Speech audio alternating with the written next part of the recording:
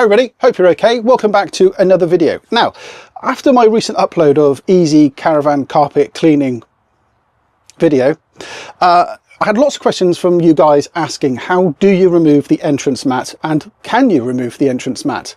Well, obviously you can, because I showed you me cleaning it, and well, actually I didn't remove it. I need to confess, actually. Angela removed it, but I know exactly how she did it, and I'll show you how I put it back in again. So what we'll do is we'll reposition the camera, get it down on the floor. I'll get my special tool. I'm armed and ready. Let's get on and remove the entrance mat from the Caravan. By the way, this isn't just a Bailey thing. This is how they all work across all caravans, regardless of the make or the model or the manufacturer. This is how all entrance mats work. So come on, let's get this one up. So this is how we took it out. Now you can probably see already, I cleaned this a couple of months ago now. I did it before Christmas, and you can already see how much is discoloured already. Yeah, it's quite interesting. You'll also see it's a bit spongy as well. That's got nothing to do with the carpet. It's always been like this, and I know what the problem is. It's this actual frame, which I don't know if you can see. It's that actual frame there that's bowed in the middle. But like I said, I didn't take it out, Angela did, but this is exactly how she did it. Just using a normal knife, not a sharp one. It's literally go in the edge and very gently tease it out, which is exactly the opposite to how I put it in, which I'll show you. So once you catch it, just pull it up, and there you go. You can take that home and wash it. Now, because it's a neoprene back, you can actually just wash this in the shower, give it a really good scrub, and it'll come out clean. Then just hang it to dry, and it will dry off lovely. Because it's obviously designed to get wet, you can just scrub it in the shower if you need be. And then putting it back in is exactly the opposite to how it just came out. In fact, putting it back in is a bit of a sod, but this is how I put it back in. Yes, Angela took it out, I put it back in. I wedge it in there, bend it forward, so then it sort of goes up against this edge here. It's these curves here which are the problem.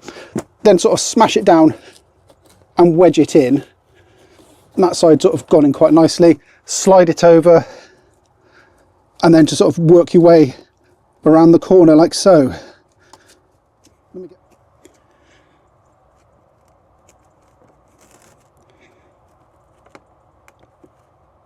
Don't need to go too hard, don't need to go too fast, just gently does it.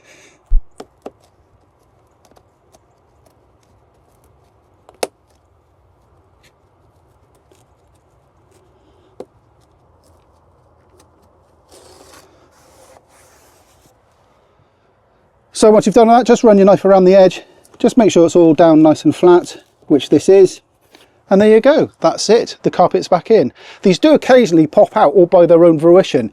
Certainly if you're a bit aggressive with your feet on them, they do sort of come out, and they're a bit of a problem mat to get back in. But like I said, if you've got one of these, or even a teaspoon, you know what, it's not a bad job to get back in.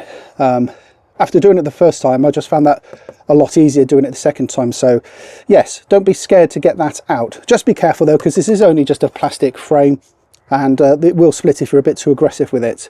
Now, like I said, this is a bit spongy, and that's not since cleaning it. It's always been like this since the day we've had this van.